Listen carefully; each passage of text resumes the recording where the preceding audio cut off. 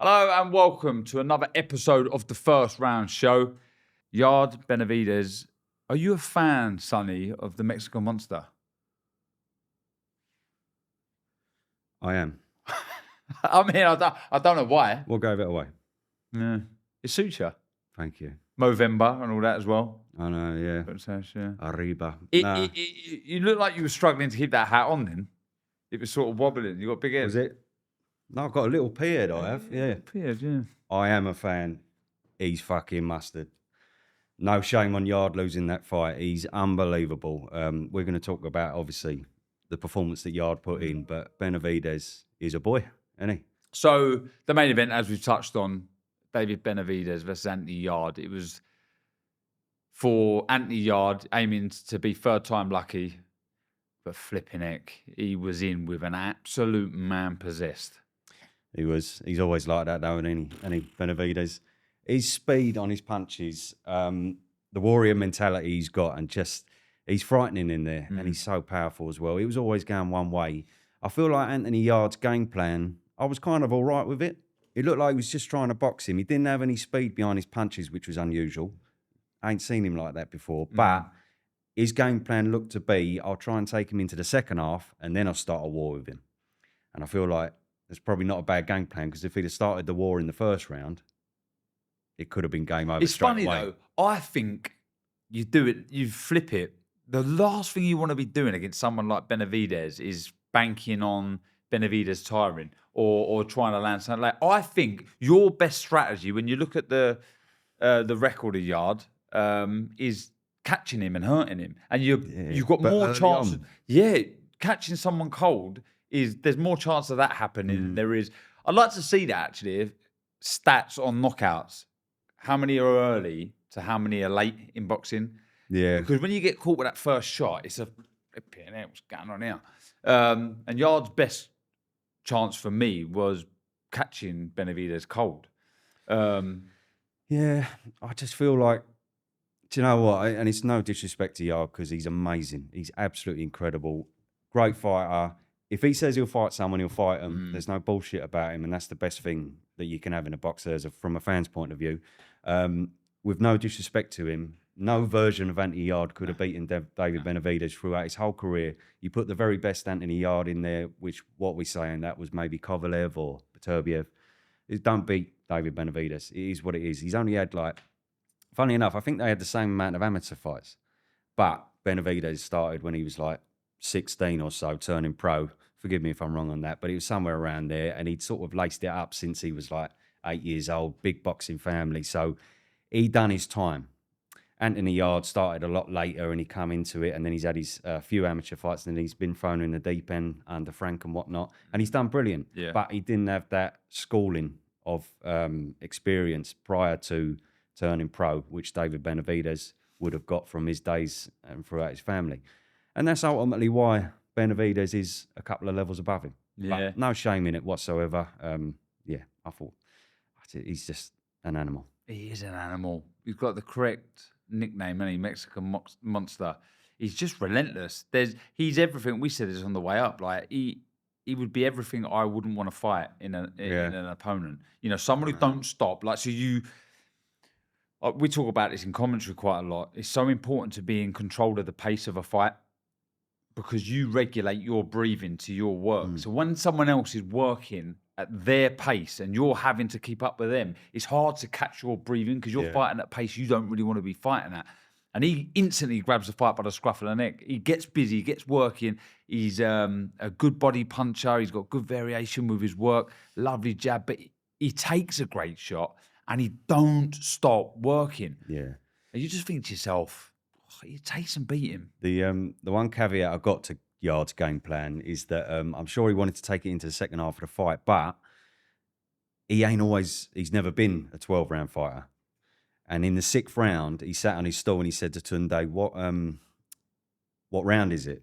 And Tunde said, it's round 7 coming up now and whatnot.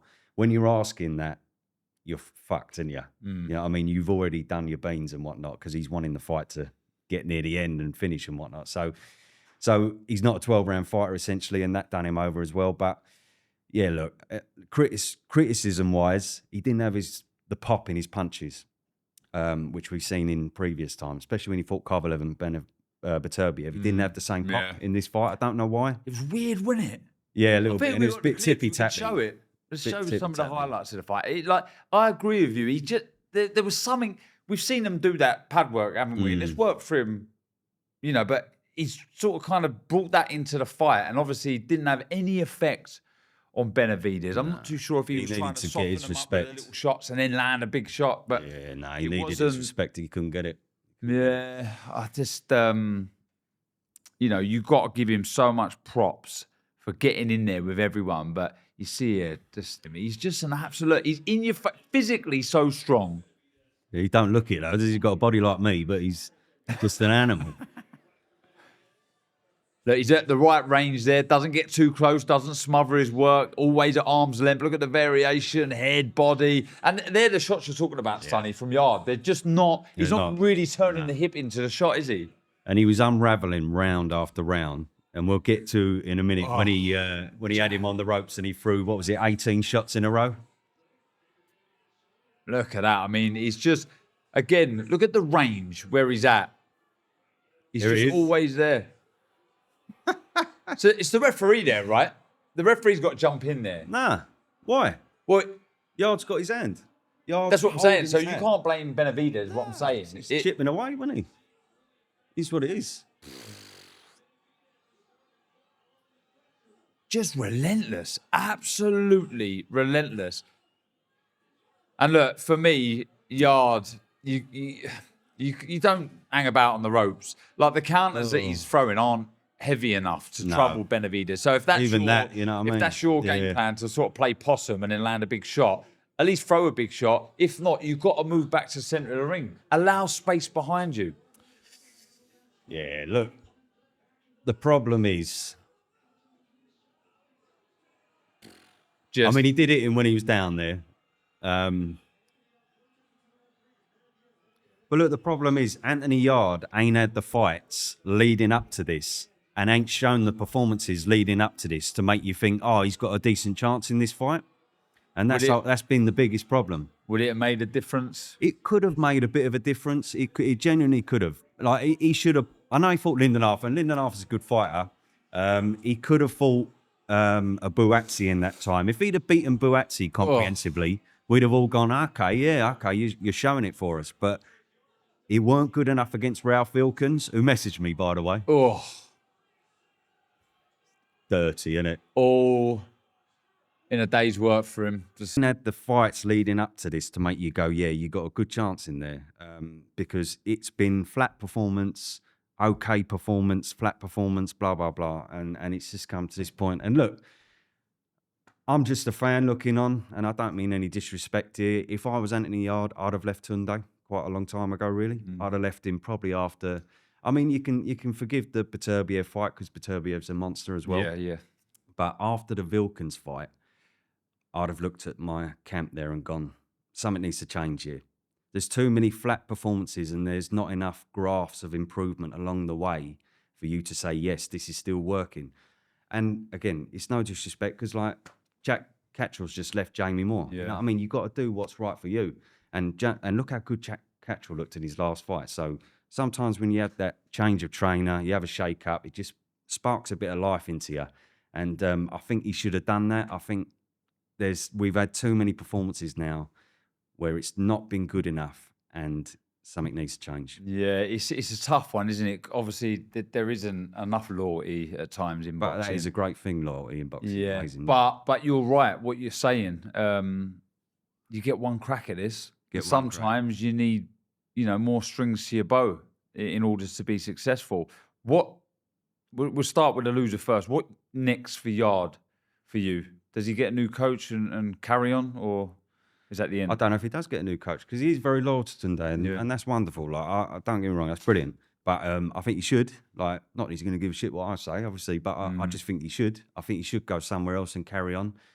Ultimately, look, I think we're seeing the same Yarde that was fighting Kovalev all them years back, and I haven't seen this rise through the ranks and getting better and improvements and whatnot.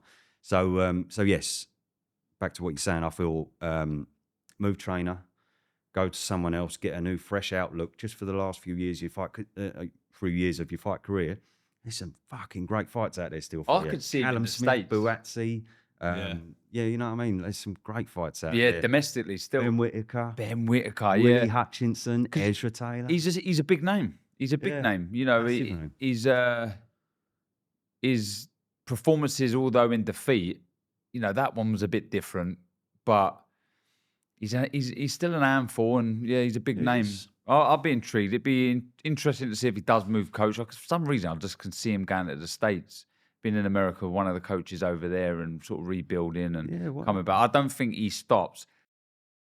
Lots of controversy in a couple of points in the fight, but there was that one clip where Yarde's holding the hand of Benavidez, and Benavidez just goes to town, clumping him. Yeah. What's your take on it, Sonny? I see a lot of people moaning about it, actually. Just watching it here. You can't blame Benavidez. Look, you can see there, Yarde. It's the referee's job, Sonny. There. Yarde's locked his hand. Yeah. So I don't see anything wrong with it. If Yarde didn't have his hand holding his arm in place, I don't think that would have happened. Because Benavidez knows the rules ultimately. You know what I mean? So what are you going to do? Yeah, I didn't have a problem with it. You're just not going to punch. You're just going to wait. I just don't understand what you're going to do. Look, he's holding him. Just get to work. It's the referee's job to jump in and stop the action. Yarde was trying to tie him up, but Benavidez is so quick that he couldn't tie him up in time to stop the punches coming. So, yeah, nothing wrong with it for me. That's in real time as well. Look how quick the punches are raining in. He did it in when he was on the floor, though. Yeah, that just was the other before. one. Just before, yeah. But he got a point deducted, so rules are rules. Done. Fine. But it was always going one way to fight, wasn't it? But then what next for David Benavidez? I think teasing a fight with Zurdo Ramirez. Yeah. 200 pounds cruiserweight division. Flipping what a fight. What you put him in with anyone, whether it be Zurdo at cruiserweight, Bivol Beterbiev, sign me up for all of those. Yeah. Fair play to him going up again to Zurdo. I purely think he's done that because it's already been announced. Okay. Oh, all right. Is this breaking news, or did it come out the other day? Golden Boy of the night of the fight put save the date. Oh, right. Okay. Hasn't said the date, but they've saved the date. We don't know what the fucking date is. So yeah, there you go. I mean, good on him. Not hanging about like heavyweight for long, is he? Well, Bivol and Beterbiev are going to be tied up, and they're probably going to go again. So he's thinking, well, I'll get something in the meantime, and I'll go up to cruiserweight and then become another weight class world champion. So he's brilliant. Zurdo, on the other hand, I'm out. I'm totally out. Disgust on his face. Oh, it's getting on my nerves. You've got Jai Opetaia there. He's standing there wearing a great big bow going, fight me. And he don't want no part of it. He's gone to Billum Smith and then he's gone to this. It's like, get in the bin, mate. Come on. Just say it out loud that you don't want to fight him. You know what I mean? I don't want to fight him either. I'm saying it out loud, though. But Ramirez, just say it. You don't want to fight him. It's plain as day, no? Yeah, no, I know. I know. Like, you talk about what you're in this game for. It's titles, recognition, and money, right? And Jai Opetaia for Zurdo is all of that. And he's stalling Opetaia from going up to heavyweight because Opetaia wants that smoke. He wants to get that belt, and then he wants to go up to heavyweight. And, I mean, Opetaia's opponents recently have been a bit like, bloody hell, what again? But that's purely because people are not interested. What a great position to be in, though, if you're Benavidez. You hang about a light heavyweight, which is a stacked division, or you move up to cruiserweight, which is equally buzzing. Right, as always, we're having the fans' opinions sent over to us in the form of voice notes. So please send them over, by the way, each and every week, because we're hoping to get to yourselves, and we'd love to hear your thoughts on the fight on the weekend before. But yes, Anthony Yard and Benavidez this weekend. You all had some stern opinions, and we're going to listen to them now. Right, Leighton. Fight Zurdo Ramirez, and I heard that and I thought, what's happened to Jai Opetaia? Why is the division not being unified? One of the champions has 2 belts, the other champion has 1, and you've also got Badu Jack. You know, you've got Riyadh Season behind both of them. Why are they not ordering that fight tomorrow? Why the hell is David Benavidez, who's just, won a title at light heavyweight, now going to move up to cruiserweight? I get that the division's a bit stagnant because Bivol and Beterbiev have got a rematch at each other and whatever, but at the same time, you're moving up another 25 pounds. Why? Go fight other contenders at light heavyweight. And Zurdo Ramirez, for the love of God, go fight Jay Opetaia or vacate both the belts and retire. You're speaking my language, Leighton. Or retire. Big time. What do you think? I agree. I Yeah. agree. Like, if you're Zurdo and you want to be the kingpin, the boss of your Yeah. division, fight Opetaia. I know. Or what is the... I don't understand what the point is otherwise. I give him Badu Jack a pass a little bit. Yeah. I know he don't want to fight Opetaia as well, but I get it. He's been around a long time and whatnot. He don't get a full pass, but at the end of the day, he's been in the game a long time. He's on the way out. He's trying to get a couple of good paydays before he goes out. So that, like, you can almost forgive it. But Ramirez just don't want no part of it. Do you think that is the case? Yes. Him as a fighter? Yes. Do you think he doesn't want to go near him? Yes. Mad, isn't it? Mad. Because he's a very good fighter. He's very good, yeah. Very good. I'd love to see him versus Opetaia. I equally want to see Benavidez versus Ramirez. So I'm buzzing that that's been... At the end of the day, Ramirez went in there against Bivol. I know Bivol is like elite world class, but he lost that fight very handily. Didn't win a round almost. So he's probably looking at Opetaia and thinking, okay, you don't have the boxing sort of skill that Bivol has, but I know what you bring. There's And it's a lot. similarities, though. They're very good on their feet. Yeah. Throw nice long shots, very sharp, very accurate. So I probably could see that thinking, yeah, he's a more aggressive version of Exactly, Bivol. yeah. And he hits like a mule kick. So yeah. I get it that you don't want to fight him, but There he is, Yeah. Ring of Fire, 2 weeks to go, Opetaia. He's one of my... he's my favourite. He could be my favourite. My number one. He could be my number one, I love... He's just a badass, isn't he? I don't Yeah, no, again, his opponent is, it's lackluster in terms of where he should be fighting right now. But I genuinely think nobody will fight him. I don't think anyone's interested. Look, love. Is that right? See, like I love. It's a bit like Billum Canelo. Smith. Anyway, look, Billum Smith as well. Love Billum Smith, but yes, didn't want to fight Opetaia. But I get it. I understand it. Right? And I'm not slagging off Billum Smith. I absolutely love him. He's brilliant. I'm just saying that he went the Ramirez route where he could have gone the Opetaia route. And also there was a clip the other day on TalkSport of Opetaia saying Billum Smith was asked to take this fight on the Conor Benn Eubank card. And he said, it's $500,000. You take, he said, Opetaia said, take the fucking mill. He said, you could take the money. I don't care. But again, it didn't materialise. Very quick question, right? What's your pound for pound top three from the light heavyweight and cruiserweight division? And cruiserweight. Oh, right. Pound for pound. You'd probably have to Bivol go number one. You'd have to go Bivol one, wouldn't you? Yeah, and then I'd have to go Beterbiev. I'd have to. And then I'd go Opetaia or Benavidez, I don't know. Right, okay. But yeah. You're not putting Right, Zurdo, let's do- you're not putting Zurdo anywhere in there. No, he can get in the bin. He's not on my Christmas card list, I'll tell you that. We have Clark, Superman. Yes, big up, lads. My name's Clark. So my question to you is, what would you have done differently with Anthony Yard's career? Because the way I see it, the Kovalev fight was a free hit. Nobody sort of knew what to expect because he'd not fought anyone, so he had nothing to lose. But then he lost.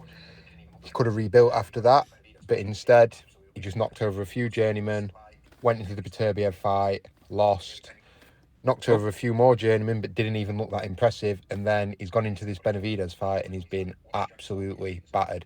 It almost feels like a really disappointing career because I've been watching him for nearly 10 years. I couldn't tell you what level he's at, what his strengths are, what his weaknesses are. Interesting, yeah. Yeah, good point. Look, first off, not everyone's going to be a world champion. No. Sometimes you're in a division that's stacked and you just, and no disrespect here, you're just not good enough. You come up against fighters that are just better than you. Again, we had Yarde on the pod, and something I didn't know, that he was offered the step-aside money to fight Kovalev. I mean, and it was the same amount as the purse, I believe. I'm taking that all day long. So that's No, yeah. first thing that I do, because then you're still reinstated, I think, as the next in line to fight for the title anyway. Yeah. So I would have taken that, and who knows what would have happened and what would have panned out if a title would have become vacant. You just don't know. But that shows the fighting spirit of Anthony Yard. But, you know, the opportunities that he's taken, he wants to, you know, he wanted to prove to himself how good he was. He wanted to be the best, and he's fallen short. Not But everybody. what about you in between us? The journeyman. It's journeyman elite. Journeyman elite. It's like, can you really have a career that way?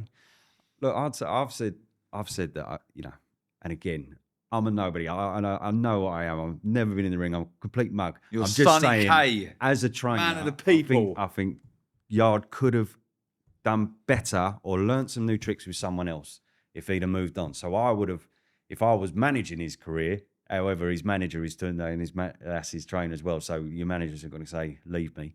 So, but anyway, look, if I was his manager on a separate note, I said, look, let's go somewhere else. Let's try this. And gone from there. And yeah, instead of, it was like, I say, it's journeyman elite, journeyman elite. He needed other fights in there, more domestic fights in there, fights that are going to test you. And then you would have seen from there if you can go on to the next level from there.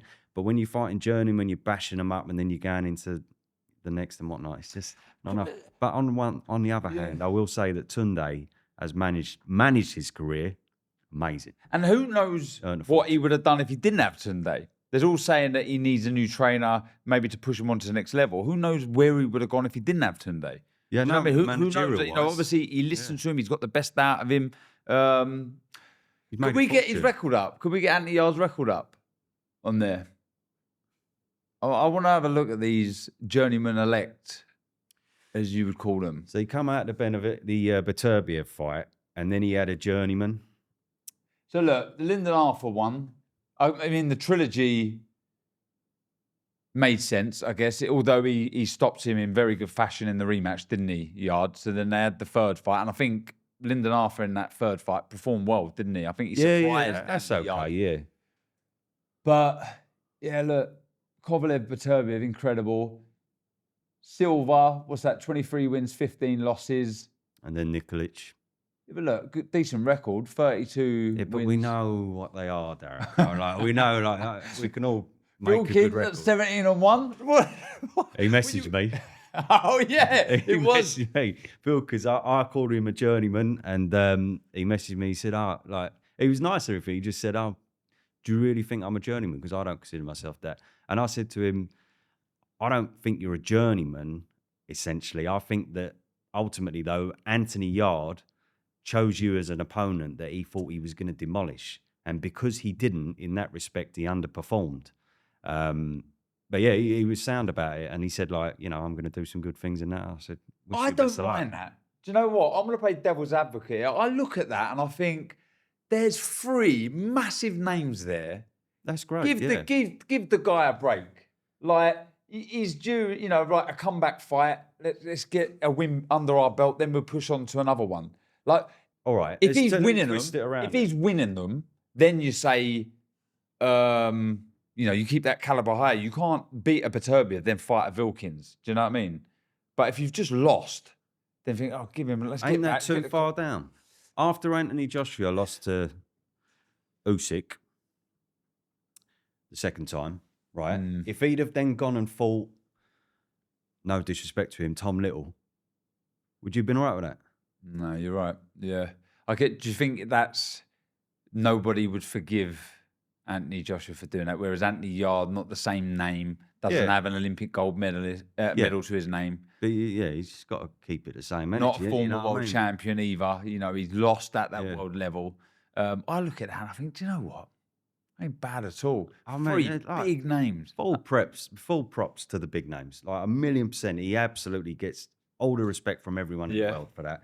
It's just, I just think the fights in between could have been better. And they could have helped his level improve. But it is what it is. Yeah, you're right. You said it at the start. Look, not everyone could be a world champion. some people have got a level that they reach and they can't get beyond that and whatever. And that's fine. It's great. Doesn't matter. It's boxing. Big Bad Zach. What's happening, Sonny? I hope you're well, mate. This is just a follow-on from your story. If Benavidez is to take the Ramirez fight next at cruiserweight, obviously it's a big gap, that's 11 kilo or something. I think maybe even 12.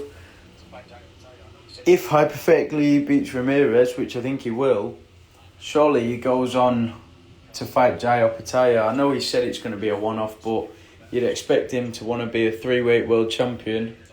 And I just wondered how you thought that fight goes. Disgusting fight, isn't it? Yeah, I prefer it that way round. I'd love Benavidez to step up, beat Zurdo, which I think's tough, by the way. I really rate Zurdo. I know you don't like him, but he's a good fight. We see it. Yeah, against Billam Smith, he showed, didn't he? He's wicked. He's levels. He really is a good fighter. But I would love Benavidez to beat Zurdo to then set up an Opetaia fight. He'll take it. Benavidez will fight him. Yeah, all day long. And you know Opetaia will fight anyone. Yeah, that fight is, I would say, is up there with one of the fights. If I could make any fight in world boxing, that would be right up there, you know. Benavidez, Opetaia. Oh, who wins then? So he's saying, because he thinks Opetaia will carry the... Yeah. I think Opetaia is too... naturally bigger, and I'm a big fan of the footwork of Opetaia. It's so good. He's got a wide base, wide stance, and he darts in and out. He's got a nice spring in his step, and he wouldn't do what Yarde done there, leaning on the ropes, stand on the ropes. He'd be off, and if anything, he'd be trying to push Benavidez back. That fight is so good. I think he would. Benavidez is all about pressure, and I think he would come unstuck there because I think Opetaia would carry the pressure better. Also, I think Opetaia matches him for speed, and just I think he's right. That extra weight, that natural extra weight, I think it's too much for Benavidez potentially. But my good God, do I want to see it? It's like porn. Oh, it is boxing porn. It is. So let's fingers crossed. Yes, please. All the boxing gods align, the stars align, and it just happens. Haney, Norma Jr. Round two, you're thinking, hold on a minute. I know. Devin Haney, up at welterweight, new and improved, doesn't have to worry about the weight. I know. We've seen a superstar born in front of our eyes. And then he goes back to being Haney. So, yeah.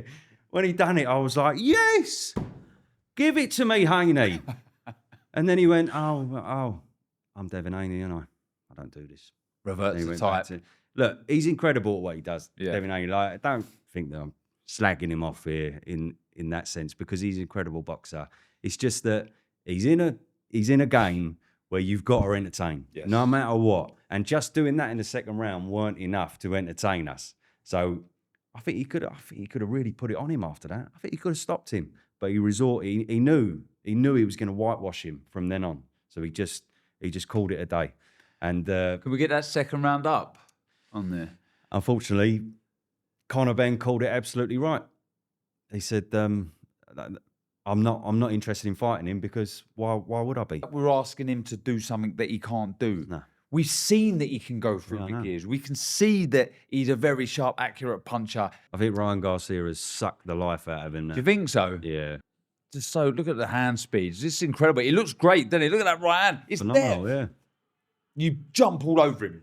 Don't get me wrong. You've got to be smart. Norman Jr., we see, didn't we, in his last fight in Japan, how bad of a puncher he is. But this is your moment now to be fair. He goes for it, doesn't he? Norman done well. He done well to come through that. But that round told you that Haney is levels above this guy. And if he'd have gone through the paces, like you say, he could have got him out of there or done some serious damage to him in the next few rounds. But he's so conscious of what's coming back. And Conor Benn did make me laugh when he said his words to the effect of, when he throws a jab, he's so scared of throwing it in case it comes back and hits him in the face. His career, he needs some serious props. He does. Freeweight world champion. He's still only 27. You look at the names.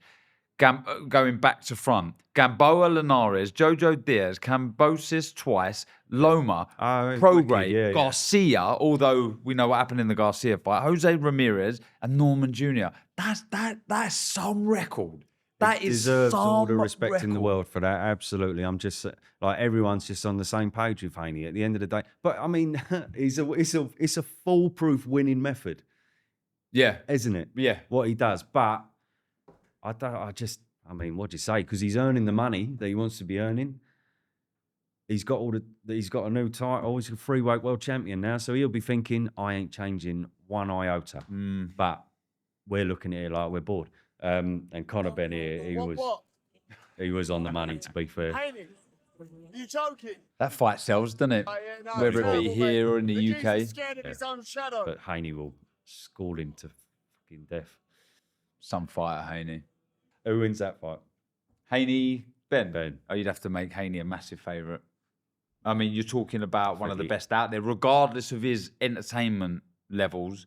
As far as technical ability is concerned, Haney is way up there. Freeweight world champion with that resume, you've got to say he's a future Hall of Famer already. Yeah, he is. Do you know what I mean? And He is. Just, the problem is, though, like, Floyd Mayweather, I used to watch Floyd Mayweather, and although he didn't pile on the pressure and he didn't, always go for the knockout and whatnot, I was still entertained because I was just watching the skill set unfold in front of my eyes, and it was like, wow, he done things that people can't do. Haney doesn't have that ability, or not the ability, he doesn't have that way of fighting where it's entertaining as well as skillful. I will say one thing, Conor Benn will pile on the pressure onto Haney. He will do it a lot more than Norman did. yeah, So there will be moments for Haney, but skill set wise, he he'll should rough school him him. up when He will try to rough him up, but if he can get to him, Haney's going to be on the outside and he all night. What do you think Haney does next? Do you think he'll be looking at a fight with Ben? It's a lucrative fight. I know he's not the huge name in the US yet, Ben. I know they're aware of him, but you could sell that out big time over here. I think he'll have one person on his mind, Ryan Garcia rematch. Yeah. I do, yeah. Which sounds like he's fighting Barrios. Let's assume he beats Barrios, which is very likely. And then you've got the rematch with two world titles on the line. It's mega, isn't it? But yeah, there's a few people that want Haney. Cattrall wants Haney. Yeah, I was just about to say that. That's a good fight, isn't it? Yeah. Well, I don't know to the eye. Probably not a very good fight, but it's an interesting one. I tell you what, first 6 rounds, we touched on this, didn't we, last week? First 6 rounds, Cattrall Great, wasn't he? under Bozy Ennis. Yeah, love it. Looks eye pleasing. And we've not said that in the past, Yeah, about yeah. Cattrall. I'm intrigued to see what happens with Haney. Very, very good fighter. So, yes, we'll watch that one play out. Right, we've got another one. Gary, Gaza. Right, let's talk about Conor Benn. Saying he doesn't want to fight Devin Haney after the performance that he saw. But we all know the truth. It's because he knows he'll get knocked spark out. Devin Haney would drop Conor Benn. Right, he's too fast. His timing's better. Conor would rush in, over his front foot, bang, good night. Conor Benn would get slept. Big words. Slept. I actually think Conor would fight him. I think he'd fight anyone, Conor. I generally do. I think, Yeah, if the money's right, he will. I think that's the thing with Conor now, where he's had those 2 lucrative fights for Eubank. He only wants to be fighting now where if it's going to have the opportunity of fighting for a world title, if there's a world title on the line, or it generates him millions of pounds. So I believe he would fight Haney. To get slept. I don't think he does. I don't even. I think he's so tough, Conor. Yeah. I really do. I think he can take a good shot. He was dropped by Payno, but he got up. It was a long time ago. You'd have to make him a big underdog, but I think he would fight him. I don't think he gets stopped. What about you? Nah, respectfully disagree with Gaza there. I think he's way too tough, Conor. And Haney don't hit that hard. You know what I mean? In comparison to the rest of the welterweights. So no, I don't see that in a million years. It's a 12-round fight all day for me, unless Conor got to him, but I can't see it. I think Haney's going to be the conclusive winner there. Yeah, so... but each to their own. Each to their own. That's why we have you lot on there. So, yeah. It's a fight absolutely. I'd want to see, though. I'm all for it. Yeah, I'm all for it. I think I'd rather. Do you know what though? I'd rather Crocker next because of the Windsor Park, love the that fight. atmosphere. Because it's got a lot to it. UK world title. Yeah, Crocker for me next. Let us know who you think Ben should fight next. I'm intrigued. There's so many options out there. That's the beauty when you're a big name. Yeah. A potential fight of the year contender on the undercard, Abdullah Mason versus Sam Noakes. What a fight that was, mate. I got a bit bored, to be honest. What a great matchup. Two Unbelievable. conflicting styles, but it gelled perfectly. I didn't know Abdullah Mason was that good. And he was phenomenal. The heart on him. The heart on both, but Abdullah Mason, the heart on him. He just got the better of him, especially in the later rounds. He was hitting harder than Noakes.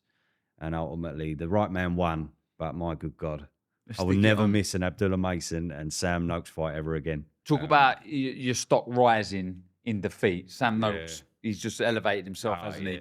I was convinced the later the fight got would favour Sam Noakes more, but jeez, let's try and get that up. It was just brilliant. I mean, that third round, he stuns him with an uppercut, doesn't he, Abdullah Mason? Really lovely shot. He gets cut, and you think, this could be over soon. Yeah. And he just Come rallying back, didn't he? What a warrior Noakes is. And what is he now? 21, Mason. Is he the youngest? I'm right in saying they said in commentary, the youngest reigning world champion? Yeah, that's it, yeah.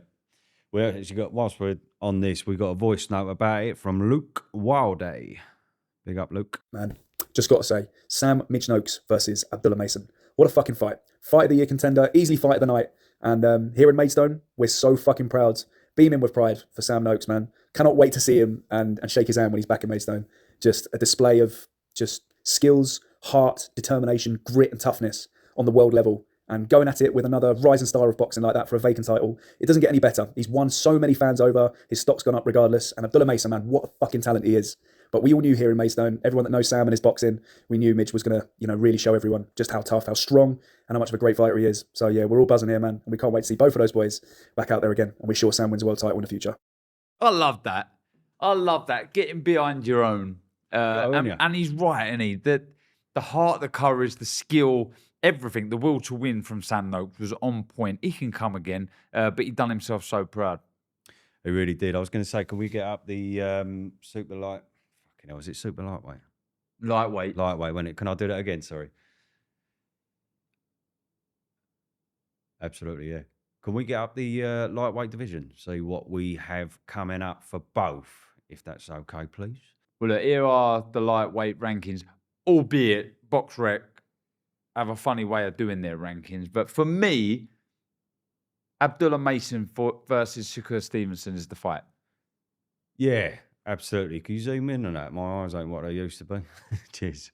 Thank you. I've got 9 years on you as well. I know. Terrible, aren't I? Javante Davis, yeah, he's out he's a knobhead, so he's out the water at the minute. Floyd Schofield, that's a good fight. Yeah, but yeah, Shakur Stevenson's the one, isn't it? Even though he'll be floating around with sort of Conor Benn and all that as well, won't he? Because he'll be going where the money is and he'll see that as an easy fight. So what fight I like, if you scroll down a little bit, I like Sam Noakes, Joe Cordina, Yeah, I love that, yeah. I think Cordina now, obviously a lightweight, he'd be in them rankings somewhere. Andy Cruz as well, 6-0, flipping it. What a fighter he is, the Cuban. Some big fights to be made. Let's have a look at this. Kakachi's lurking about as well, isn't he? There's the only thing with Sam Noakes, he's a nice hard guy, but just look at them elbows. They just flare out ever so slightly. And the shot for that is the uppercuts through the middle. And in that third round, we'll see in a minute, he just lands an absolute peach. But that cut didn't look great, did it? That he got in the third round and just in there with someone that, look at that. Yeah. What a shot. He froze with mean intentions, didn't he, Mason? And my God, he was tough. I mean, we knew he was tough because when he got dropped by Vasquez twice, like, for him to get up, and at that young age as well, you got to say fair play. But my God, he showed another level in this fight. That's why, defense is such a. It's very hard to to defend at times because there's numerous ways of doing it. You can rely on your reactions, your feet, the speed to slip and slide and roll, or you can do what Sam Noakes is doing there, hands high. But then if you're going to do that, those elbows have to be tucked in. You can't afford to have them flaring out like that because, you know, someone with the speed, the know-how, the accuracy, you're going to be looking for those uppercuts. Love it. Right man won, didn't he? Yeah, he did. He did, Mason. Do you know what? I think we've got a superstar on our hands here. Yeah, I really do. It's filth, isn't it? Okay. What? Look, I can't help but just shut up and watch this at times. Brilliant, brilliant, brilliant scrap. And look, we said it there. So many options for both fighters there. Whether Noakes looks to get a big domestic fight with a Cordina or someone like that. Obviously, Cordina fighting in Stockton on December 13th, I think. So there's options. And Abdullah Mason, I mean, he's just announced himself as a real star of the division. Buzzing for both of them going forward. But what about Barry Jones's favourite fighter? Barry Jones's favourite fighter, Jesse Bam Rodriguez. I mean, Barry Bones's favourite fighter. Barry Bones. Barry Bones. He's someone that, you know, Sam Noakes nicknamed Midge. You could call Barry Jones Midge as well, couldn't you? Yeah. I would say technically up there with the likes of Usyk and Terence Crawford. Bam. Yeah. If really not, is. Yeah. you could. I mean, he does everything so well. There is nothing missing, and I think a lot of the time, the likes of Barry Bones and myself, we would look at feet upwards. Okay, so look at the foundations, look at the solid base that a fighter has, and then work up. So, you know, how's their footwork looking, and then move up to everything else. They're the most important thing. As I say, they're the foundation. His footwork, Sonny, is absolutely exceptional. And I want to see that left hand again. It's a thing of art. It's a thing of beauty. The angles he creates as well, isn't it? The way he rotates the body. And it was like a piss easy night for him. Yeah. He's a good level, that Martinez, but it was a piss easy night for him. He was smiling through half of it. Robert Garcia in the corner actually said to him, "You're playing with your food a bit too much here. Like, let's get him out of here." And that was late on in the fight. And when he finally wanted to turn it on, he could. Oh, I just think he was enjoying it. Yeah. In there, and just he didn't do a lot of the flashy, aggressive front foot movement that we're used to seeing in the past. I just thought he got in a nice groove. Look at that. Look at the reactions there. Is he? Yeah. Just missing the shots by a fraction. Never too far away to be able to throw a counter. That's the one thing. When you're a natural counterpuncher like Bam is, you don't want to be exaggerating the move too far back. So if you're leaning back, it takes a bit longer to fire back with the counter. If you bring your feet out of range too far, it's hard to then throw the counter. If you slip too far, you know, it's fractions, it's fine lines. But look at everything he does. Yeah. He never exaggerates the movement, ever. It's just enough to avoid the shot. And he doesn't load up with shots. It's all speed and accuracy that generates his power.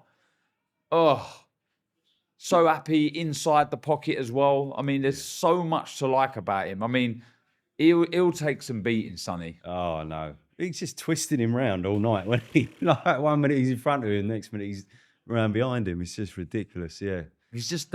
he's almost unbeatable, isn't he, in that weight?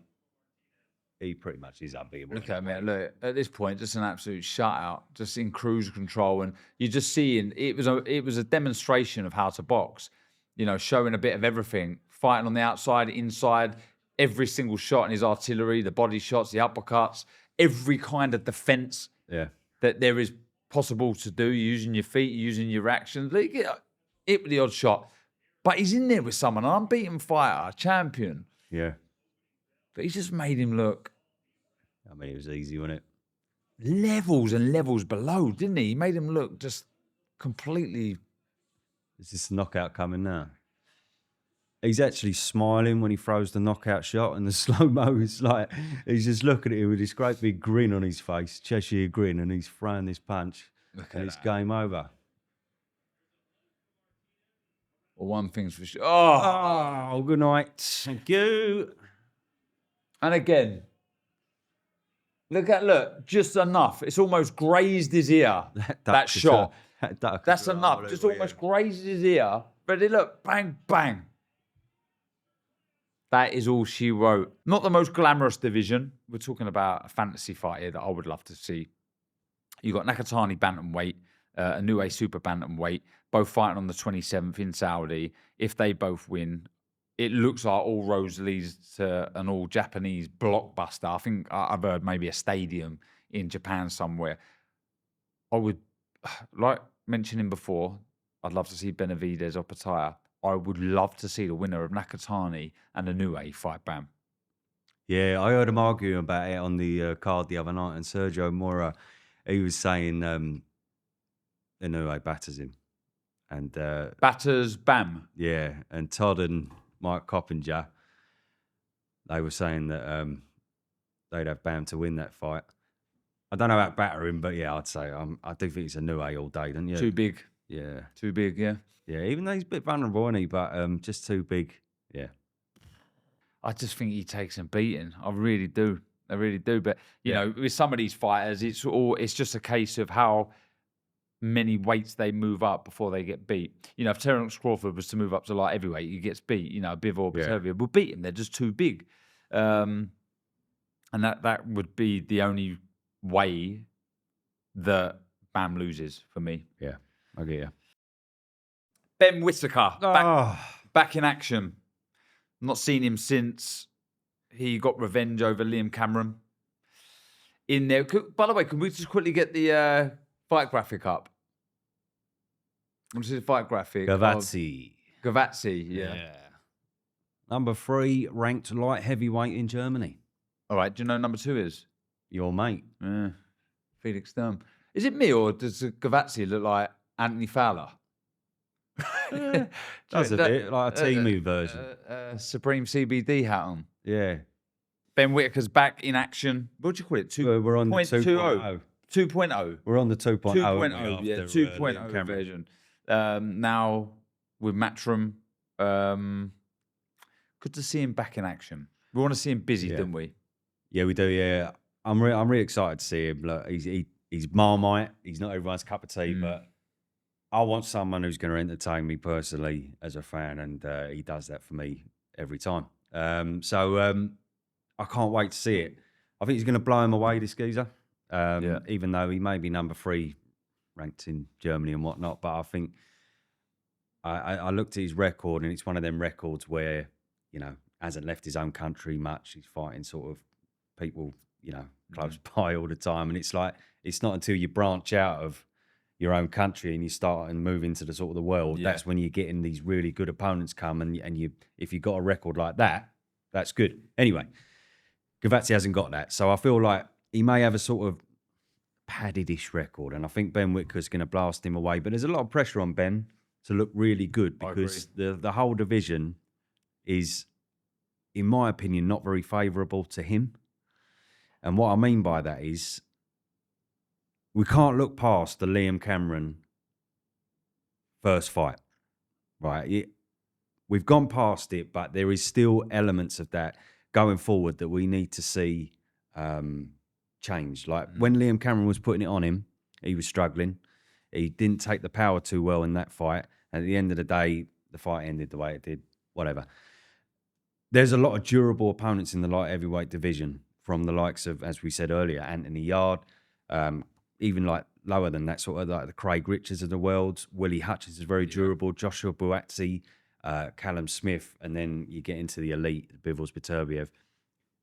They're going to be a problem, a serious, serious problem for him, even like the Craig Richards and the Joshua Buatsi for Ben Whittaker, because of their durability. And I need to see a lot in this fight for me to think going forward that he's going to beat them. I think, do you know, with me, if I was a potential opponent of Ben Whittaker, I would look at that Liam Cameron first fight and think he doesn't want this. Yeah. He hasn't got the bottle. And I'd always be thinking, I'm just going to press the action. I'm going to press the pace. And though I might get picked off early, I've always got a chance because he'll flake or he'll fold. So where I'm going with that is opponents will always take confidence away, and even if they're losing the early rounds, I think I've got a chance in this. So I'm with you. I think he needs to Show a lot. And really rebuild from that. Go to some dark places, visit those horrible places, and come through it. And then you're like, okay, you've learned from that. You are now a more complete fighter, because as far as talent's concerned, he's got it all: the speed, the movement. Yeah. He's very, very good. Gavazzi is a good fighter. I'm with you. At a level in Germany, number 3 ranked German light heavyweight. Nice high guard, decent jab. But I would say Ben Whitaker's better in every department. Yeah. He's got 13 knockouts from his 18 wins. He lost on his debut, and he's had 18 wins since, 13 of which have been stoppages. But against who? So good matchmaking. This, though, is for the WBC silver light heavyweight title. So bang, bang, you're right up there. You're right up there. So matchmaking is going to be interesting. It really is. I mean, I think it's a nightmare. Do you think I think so? Eddie Hearn's got a nightmare on his hands matchmaking for Ben. That's what I'm saying. I'm saying he's a good fighter. I'm just saying, where'd you go after this? He's going to beat Gavazzi. We'll give him that. Where'd you go after this? Like, do you put him in with the loser of Willie Hutchinson and Ezra Taylor? Do you put him in with Dan Aziz or Craig Richards? The winner of that? Loser? Winner? Got to be winner. It's hard. It's hard. He's in a very thick division, and he's gonna, as I say, in a couple of fights' time. We know what they do. Like, we know Eddie and Frank and whatnot, and when they got a new signing, they ease them into it a little bit. So I wouldn't be surprised if we have Gavazzi and then fucking Joe Bloggs, who's also, not the best level, and he gets past him. But after that, we're expecting something good. And he's going to have problems. I just do think there's some people there that I think he's going to have serious problems with. Let's say Willie Hutchinson's a great fighter. Ezra Taylor's a very good fighter. And they're at the level below the sort of, who else? The Anthony Yards and etc. It could work out good for him though, Ben, because he's only had 10 fights. He's only had 10 fights. Andy Lee, etc. A big thing, yeah. I think what you said there is spot on. It becomes a little bit difficult now because he's going to, if he beats Gavazzi, which he should do, you've got that silver title, then you're pushed into potential mandatories, etc., for the main title. Yeah.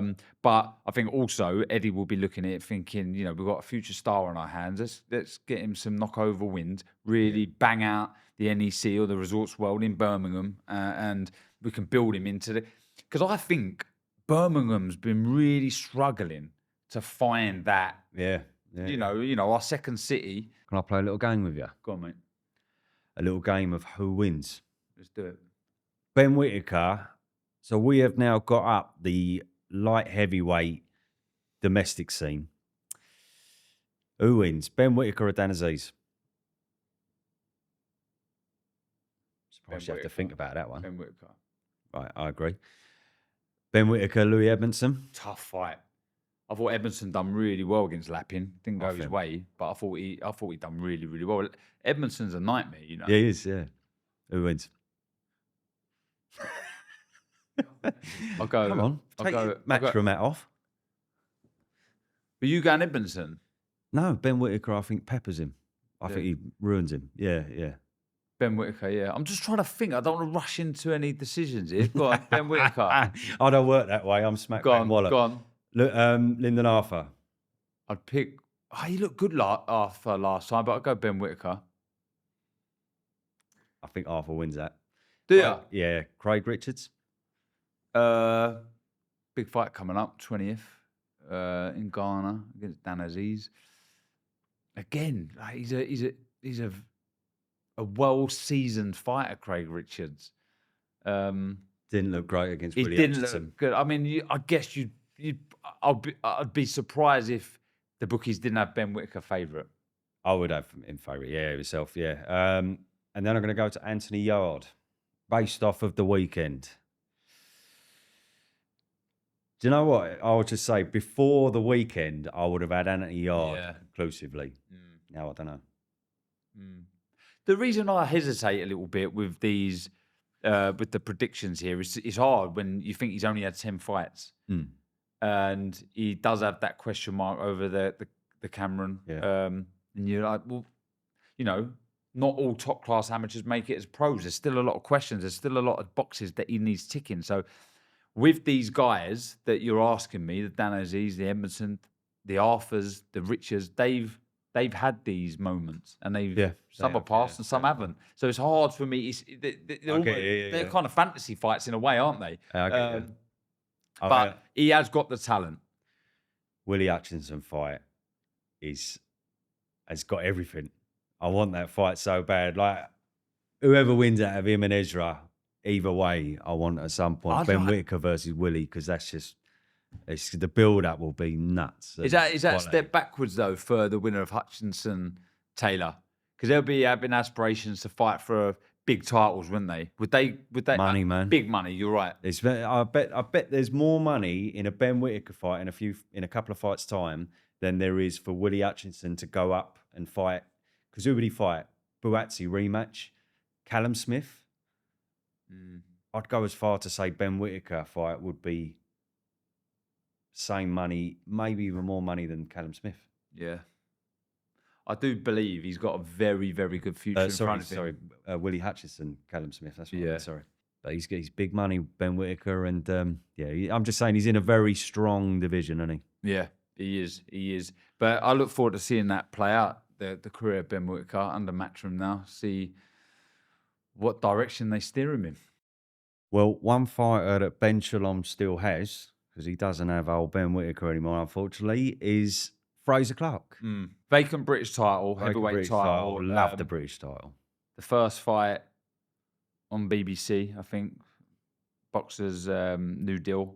Yeah, straight after EastEnders. I look at this fight, and Clark, a 9-1 heavyweight, TKV 8-2 heavyweight, and this is for the British title. What are you thinking about that?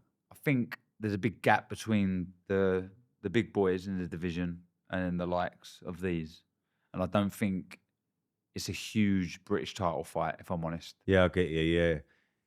Yeah, the way you put it there, I get you, because I just went straight back to, I remember Joe Joyce and Daniel Dubois, they fought for the British title, you know what I mean? And the level at the time, I know Joe Joyce fell away a bit, but the level that they were at is a lot higher than this level and a lot more. Yeah, I get you. Yeah. I know what you're saying. And Anthony Joshua and Dillian White, that was a good level at the time, wasn't it? Yeah. Big British domestic heavyweight title fight. It's not very big, this, is it? It's not. Like, TKV did well against Adelaide. There's a bit of controversy at the end of that fight. Obviously, Fraser Clark, that first fight with Fabio Wardley, one of the best fights you'll ever see, full stop, whether it be in the UK or across the pond or anywhere on the globe. It was just absolutely epic. Yeah, I'm not sure. And do you know what I am surprised at? When you look at the undercard, you'd think that boxer would need to keep their fighters happy. And there's a lot of fighters on there still that aren't featuring. So I'm surprised there. And they ain't featured for a long time. I'm talking like Fran Hennessy, like Lauren Price and whatnot. Exactly. It's all a bit like Vidal Riley. Pull your finger out, Ben, you know what I mean? Sorry, Ben. But yeah. For this fight, come on, let's have a winner. Who wins?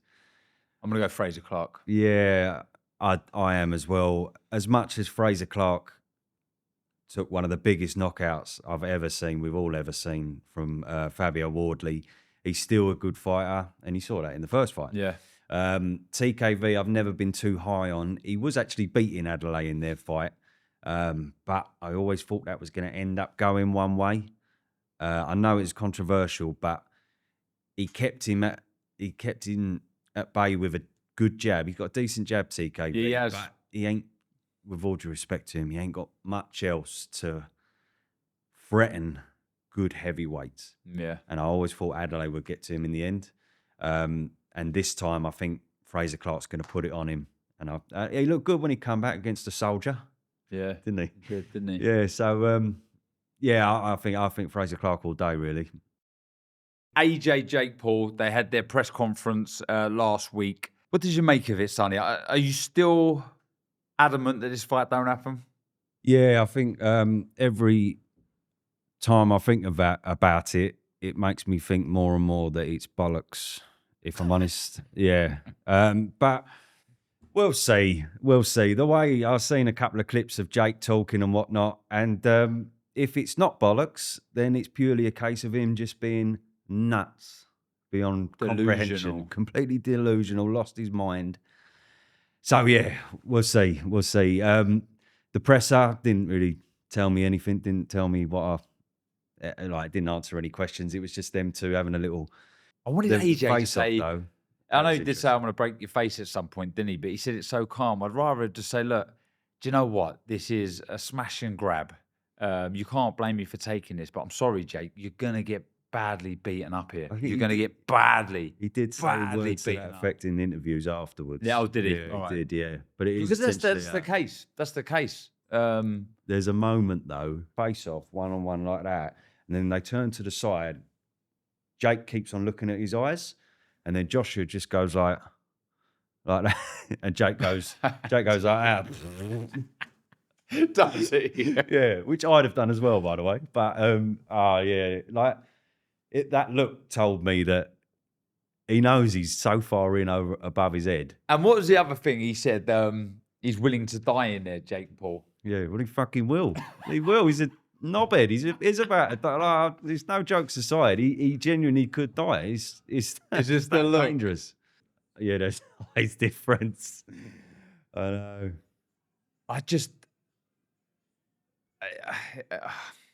He's going to get battered. He's going to get absolutely You're preaching to the choir, bruv. annihilated. Yeah, take it to just as they turn to the side. That's it, just there. And watch Jake. He looks at him, keeps looking, and then Joshua looks back. Yeah. Jeez. Great. I just, it's incredible, really. And something to point out as well, which is interesting. AJ's been in camp with Usyk, been doing a bit of work with him. Yeah, I know, yeah. That's Taking this seriously, isn't he? Taking this seriously for it to get fucked off at the final minute. So that's good. That's good in my mind. Like, okay, but he goes around different He trainers does, and whatnot doesn't he? a little bit, yeah. No, but I think it's a good thing. He's always looking for more advice. He's looking to I learn. said it earlier, strings to your bow, talking about Yarde potentially leaving Tunde, or will he leave Tunde to strengthen his knowledge in the sport? You've got to give it to AJ. He's always on the search for more information, more knowledge. How can I be better? And what better camp to go join than the master himself? And what he's saying is, what he's doing is he knows that he's got, 1, maybe 2 years left, maybe 2 years. So he's gone to the Usyk camp.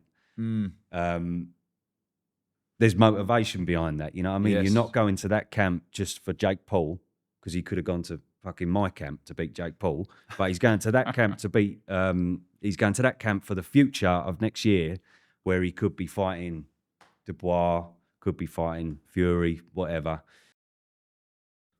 We've got a voice note on Jake Paul. Let's have it. Why is it that everyone calls Jake Paul a rubbish boxer and he can't box? But when you actually look at some of the boxing ability that he shows in the fights, obviously against people that aren't on his level and aren't actual boxers, but he's had 5 years, probably over 5 years of really high level training, has a nutritionist, clearly has a chin, has power, and he can box. Doesn't do injustice when he's fighting people that anyone could fucking beat. My great nan could beat.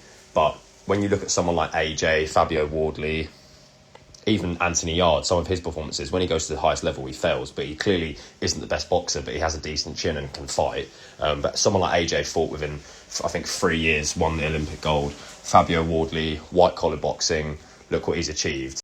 Right, okay. I'll start off by saying I've got nothing. That's from Joe. I've got nothing against Jake Paul, and I think what he's doing is genius. He's bar this decision. He's been smart. He's picked fights that he's going to win, not against fighters, and he's made an absolute fortune in doing so.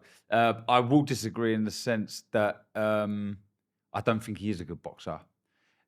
He's slow, ponderous. He telegraphs all of his shots. And if I was to, and again, I label him as a cruiserweight, if I was to go and look at amateurs that have been fighting for 5 years, certainly in the UK, I would say a high percentage of those would be better than Jake Paul. Without a shadow of a doubt. Yeah. Without a shadow of a doubt. He's just not very good. Could he have beat you in your prime? Jake Paul? Yeah. I'm joking. I'm joking. I don't know how to answer. Like, yeah. You were fucking mustard. Don't worry. Look, he's decent. You think Jake Paul's decent? Oh, he's all right. He's all right. He's at a level. He is. He could beat people on the domestic scene around English level or something like that. But no, he's not. But He's not what winning. level is Tommy Fury? And Tommy Fury beat him. Tommy Fury's not beyond English level. Yeah, you're right. But that's why I said there's some people he could beat. Yeah, he would beat some. Yeah. And I don't want to be disrespectful, and I hope I'm not. Do you know what Jake Paul's done is genius. Yeah. But I just don't think he's very good. You know, he has been doing it for so long now, and he's had like that. The bloke said there. You know, he's had the best team around him. He's had nutritionists and that and this. He ain't improved that much. You know what I mean? Like The reason he gets a stick is because of the things he says. the things he says, I'll beat Canelo and all that. Like, yeah, of course you fucking will. But not just that. It's the fact that we've looked at some of his fights, and the jury's out on him being real or not. Sorry. Yeah. It just is. Not my words, by the way. But comment sections, you look at the comment sections under his fights and all that, it's like people believe that they're staged fights. And it is unusual when you're seeing some of these really good fighters that he's fighting differently to how they used to fight. I'll give Mike Tyson a pass on that because he was 30 years ago he was fighting. But as I said the other week, the Chavez fight, he got in there and he thought he was fucking playing another sport. He was like, "What? I don't know what am I doing? Oh, I was supposed to punch?" And he waited 7 rounds and then he started punching. Yeah. So it looks fishy. End of. Yeah, that's why he gets the most stick. But yeah, he's half decent. You went really high pitched there. And they say when you're lying, you go high pitched. And when you said he was decent, you went, yeah, it's quite decent. No, he's not bad. He's not bad fight. Yeah. Well, if Jake Paul beats Anthony Joshua, scripted, there's no way he can beat him. There is absolutely no way this goes past the round. There's people out there who think he's going to beat him because they hate AJ so much. Well, that's a good point, actually, because, yeah, if I'm Eddie, I'm saying to Paul and Nikita, whatever his name is, I'm saying, look, you need a guarantee here that if this fight don't happen, we get X. You bang on. I think you bang on. And I reckon that's there. So they don't give a monkeys if it doesn't happen or not. There's so much, the theories going round about this fight are mental, right? I went up at my golf club. My pro, he said to me, because he knows I love me boxing, he said, this Jake Paul Anthony Joshua fight, he said, that happening? I said, apparently it's happening. I said, I still don't believe it. I'm skeptical. And he said, is it true, right, that Jake Paul has got no drug testing throughout the whole fight, the whole camp, and that Anthony Joshua is being drug tested every single day? No, every single other day. That's what he said to me. Really? So he's read that somewhere. And I said, I doubt it. I said, but there's all sorts of theories and all sorts of things going around about this fight. It is mental. I'm not saying that's happened, by the way. I'm just saying that's what he said to me. And I was like, really? No, go on, let's pull this up then. Listen to me. Don't take a dive with this Jake Paul, mate. Do not do that, not for $1 billion, my pal. Don't do it. Don't do as the others have done. Do not take dives. If he fights you, knock him dead as a nit, and good luck with it. So I said he's got to bet $1 million on Jake Paul knocking out Joshua. This is what I'm saying. How's that work? He can't, can he? Anthony Joshua could knock Jake Paul out with his dick. So if it goes any other way, you know. That's a blinder. You give me a headline there, by the way. If it goes any other way, you know it's fucking fixed, don't you? Enough said. Do you know what? I know exactly what John's saying there. This fight won't be fixed, and I think AJ flattens him. I think it'd be more like one of those where he'll just sort of covering up. The ref will jump in, and it'd be over in probably, I don't know, the first minute and a half, 2 minutes. It should do. Unless AJ sort of gets behind his jab and moves and gets a taste of the atmosphere and, let me just take this a couple of rounds. Let's have a little play around. It ends Whenever Anthony Joshua wants to end this Exactly. fight, But whenever he wants to end this fight, it is game over. I'm like you. I think if you are what you're saying now, I'm thinking it's going to end up going a couple of rounds. It just is. I think Anthony Joshua will play with him a little bit somehow. Dance around. I hope you don't. By the way, I really hope you don't. I hope he just does what we know he can do to him. But more importantly, can we please have John Fury back in boxing? I miss him. So he drives me mental. So does Tyson Fury. Drives me up the wall. But my God, it's a little bit of a more damper place without him, innit? You need him, man. Sonny, some disappointing news in the world of boxing. Subriel Matias fails a drug test ahead of his fight with Dalton Smith. Slate is for Jan 10th. Very, very disappointing from Matias. Scumbag. Full-on scumbag, yeah. I mean, I don't know how many people know, like, it's actually come back into the news because of the news of him failing a test. But yeah, a few years back, he unfortunately killed Maxim Dadashev in the ring.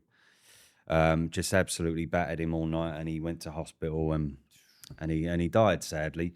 So off the back of that, what you're saying is you failed a drugs test. You've had that happen, which is a devastating thing for Dadashev and his family, but also for Subriel Matias, it's a devastating thing for it to happen to you as well. I mean, how'd you get over something like that? But what you've done is you've had that, and then a couple of years later, or a few years later, you've chosen to take drugs to potentially inflict as much harm on someone again. And at the end of the day, everyone's going to be questioning, were you Was on he it on back drugs then? then? So the one thing that's been such a worry in the boxing world, such a worry for it to happen that someone fails drugs and then someone dies, it hasn't officially happened because we got no proof that he was on drugs before, but we all know that's kind of happened now. And this is a massive wake-up call for everyone. All the organisations, everyone, you know what I mean? It's not good. You can't, it's not good at all. Take it so seriously. You know, the dangers of this sport are so evident. But when you're fighting dirty, they become even more. And you got to feel for Dalton Smith. You know, he's got to this opportunity where he's going to be fighting for a world title. Who knows what's going to happen? I feel like the obvious thing would be to get Puello in there for a vacant title. Yeah. Which, if I'm honest, I thought Puello would probably a more difficult fight than Matias anyway for Dalton Smith. Very good fighter. I just hope he gets his opportunities still. He's ready, Dalton Smith, isn't he? Yeah, or just bin it off and make the Azim fight. That's a no-brainer, isn't it? Just have the Azim fight. He looked good, didn't he? I know, but Dalton Smith's been looking good for a long time, hasn't he? So yeah, hopefully it's Puello, or if not, as I say, Azim. But yeah, just as Subriel Matias, all this stuff, like it's just got to be taken to the next level now after this, because knowing that that's happened in the past, and yeah, all the failures of people, they need to be taken a lot more seriously, and they need that strict liability rule to come. Yes. All right? They just, it's 100%. I don't care if you're Conor Benn, I don't care if you're whoever, like all these people, Tyson Fury, Canelo and whatnot, and they've all got to get the same ban. They've all got to get 2 years. You can't just have 6 months for him, 1 month for him, a year for him, nothing for him. No, you all got to have the same. It's got to be conclusive across the board. 2 years or 4 years or ban for life. You choose, but it's got to be one of them. And this, because this wouldn't have happened if that was the case. Yeah, you're right. Anyway, just total scumbag. Well, look, let's hope that Dalton Smith does get a crack anyway. And I'm sure he's got the ability to win a world title. If not, let's make the Adam Azim fight. Everyone wants to see it. Well, thanks for tuning in to another first round show. Hope you enjoyed it. Remember, next week we will be back talking more boxing. I'm enjoying this, Sonny. It's all right, isn't it? Not bad, Yeah, mate. I'm sure we're getting coated off in the comments, but fuck it, eh? I always get coated off. Nothing new there. So do I. I've got a face for a radio. I know that. So yeah, bring it on. What is the doodah here? Like, subscribe, all that. This is Yeah, your... please do like and subscribe if you fancy it. But more importantly, if you keep watching, we're happy. But yeah, more importantly, over all that, please put in your comments underneath and send us your voice notes, as you say, because it's all about fan interaction. And yous are what we care about. So you're all pucker.